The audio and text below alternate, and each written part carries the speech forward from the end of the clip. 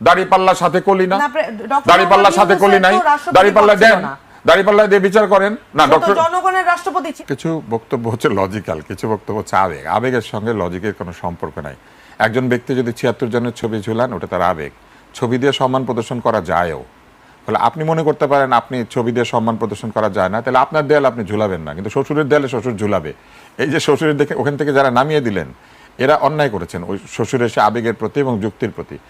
আমি যদি কাউকে সম্মান করি, আমি তার ছবি আমি আমার বিছানার বালিশের নিচে রাখবো নাকি দেয়ালে রাখবো, এটা আমার ডিসিশন। কিন্তু যেটা সাংবিধানিকভাবে আছে, একজন আইনবিদ হিসেবে উনি জানেন যে সংবিধান যতক্ষণ পর্যন্ত এটাকে বাতিল না করছে, কোনো আইনবিদ কোর্টের বারান্দায় দাঁড়িয়ে এটা বলতে পারে না। এটা বলার অধিকার তার থাকতে পারে জনসভায়, কিন্তু কোর্টের বারান্দায় না। কোর্টের বারান্দায় গেলে এই সংবিধান মেনে নিয়ে, সংবিধান যা যা বলেছে ওটাকে মেনে নিয়েই তাকে কাজটা করতে হবে, unless and until the constitution is restructured অথবা কনস্টিটিউশনে কোনো অ্যামেন্ডমেন্ট আনা হয়েছে। এইবার আসেন, ছবির সামনে বসে দুর্নীতিগুলো হয় নাই, হইতে পারে যে দুর্নীতি করে সেটার জন্য ছবি দেয় না, সেটার জন্য দুর্নীতি দেয়। আমি যখন কথা বলতে নিয়েছিলাম আপনি তখন আমাকে বলছেন মাঝখানে বলবেন না, এখন আপনি কথা বলছেন। ছবির রাজনীতি যদি নাই হয়, তাহলে জামাতে ইসলামের যে ম্যানিফেস্টোটা, এটার উপরে কার কার ছবি? আবু সাইদের ছবি, হাদির ছবি। ছবি মানুষ এইভাবেই সম্মান করে, যাকে সম্মান দিতে ইচ্ছা করবে দিবে, যাকে করবে না দিবে না। কিন্তু রাষ্ট্র যখন নির্ধারিত করে দিয়েছে কার ছবি থাকবে এবং থাকবে না, ওই আইন পরিবর্তন করার আগে ডক্টর ইউনূস এবং তার আব্বু, তার আম্মু, আমার আম্মু কারো অধিকার নাই রাষ্ট্রের ওই আইনকে লঙ্ঘন করার। এইখানে হচ্ছে আপত্তিটা। when you have to follow the rules of a state, if you say that we want to create a state, then you have to abide by the rules of that state. ওই রাষ্ট্রকে যতক্ষণ পর্যন্ত আপনি বাতিল না করছেন, ততক্ষণ পর্যন্ত আপনি ওই রাষ্ট্রের মধ্যেই আছেন, এবং রাষ্ট্রীয় আইন মানা শেখানোর জন্য আপনি রাষ্ট্র তৈরি করতে চান। যে রাষ্ট্র আপনি বানাবেন, ওই রাষ্ট্রের সঙ্গে মনে করেন আমার অমিল আছে, আপনি রাষ্ট্র বানিয়ে ফেলার পর ওই রাষ্ট্রের আইন আপনি মানবেন না, আপনি যে রাষ্ট্র বানিয়েছেন। তাহলে রাষ্ট্রপতি যদি ওখানে থেকে থাকে, তাহলে রাষ্ট্রপতির জন্য নির্ধারিত সম্মান তাকে করতে হবে। রাষ্ট্রপতির ব্যক্তিগত অভাব, অপরাধ, অন্য যা কিছু থাকুক, সেটার বিচার করতে চাইলে হুমায়রা বিচার করতে পারেন, আমি পারি।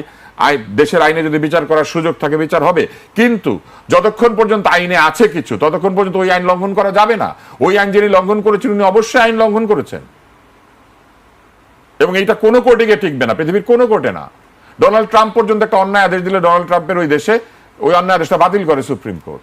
কোনো দেশে গিয়ে এটা টিকবে না যে রাষ্ট্রের আইনে ছিল আপনি করেন নাই কেন। আর অমিশনের কথা যদি বলেন, if omission is a crime or omission is a party to the crime, যে আপনি অপরাধের সময় চুপ করেছিলেন কেন? অপরাধের সময় চুপ করে থাকে নাই? গণরুম যখন হয়েছিল তখন সার্জিস চুপ করে থাকে নাই? হাসনা চুপ করে থাকে নাই? রব্বানিকে ভাই ভাই বলে স্ট্যাটাস দেয় নাই ফেসবুকে? ওইটা অমিশন ছিল না?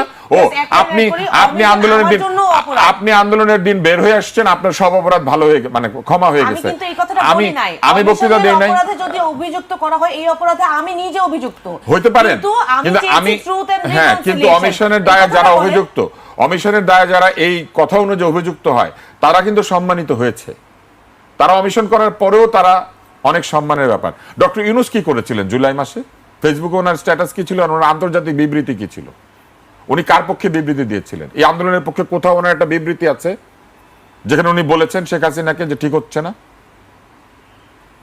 তো প্রেসিডেন্টও করে নাই, ডক্টর ইউনূসও করে নাই। দুজনের একই পাল্লায় বিচার করেন। দাড়িপাল্লার সাথে কলি না, দাড়িপাল্লার সাথে কলি নাই, দাড়িপাল্লা দেন, দাড়িপাল্লা দিয়ে বিচার করেন না। ডক্টর জনগণের রাষ্ট্রপতি ছিল না, বাংলাদেশের রাষ্ট্রপতি ছিলেন। তো জনগণের রাষ্ট্রপতি হয়েও তো সে করেন। জনগণের রাষ্ট্রপতি হয়ে শোনেন, আপনি ডক্টর, আপনি আবার মাঝখানে কথা বলছেন। হুমায়রা, পুরো সময়টা আপনি আমাকে বলছেন চুপ করে থাকতে। এবার শুনেন, আপনি এবার শুনেন, আপনি হ্যাঁ পরের প্রোগ্রামে বলবেন। এইবার আসেন, ডক্টর ইউনূস মব চালু করেন নাই? মব আছে আইনের মধ্যে, বিচার করেছেন। উনি মব ধরার জন্য একটাবার একটা বক্তৃতা দিয়েছেন, ওনার পরিষ্কার বক্তৃতা আছে। যদি বক্তৃতা দিলে মানুষকে উৎসাহ দেওয়া হয়, ওনার পরিষ্কার বক্তৃতা আছে। গ্রামে ওইসব লোক আছে, তোমাদের শরীরে তেজ নাই, শরীরের তেজ দিয়ে কি আইন প্রযুক্ত করতে হয়? ওনার বক্তৃতার মধ্যে উনি বলেছেন, এবং উনি সেখানে উৎসাহ দিয়েছেন মবকে। আমি বলতে পারি এটা, এবং অবশ্যই আছে, সেই বক্তৃতা তো রেকর্ডেড। শরীরে তেজ আছে না তোমাদের, তাদেরকে প্রতিহত করার জন্য তেজ নিয়ে নামতে বলেছেন। তেজ নিয়ে নামার কথা? আইন শৃঙ্খলা বাহিনী তার হাতে, আইন শৃঙ্খলা বাহিনী প্রতিরোধ করবে, আইন প্রতিরোধ করবে। আইনের শাসন প্রতিষ্ঠা করতে এসে আপনি বলবেন তেজ দেখাও?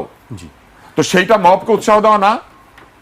প্রতিটি মবের হাতে হত্যাকৃত ব্যক্তির জন্য ইউনূস সরকারকে অবশ্যই আমি মনে করি দায়ী করা যায়, এবং দায়ী করা উচিত।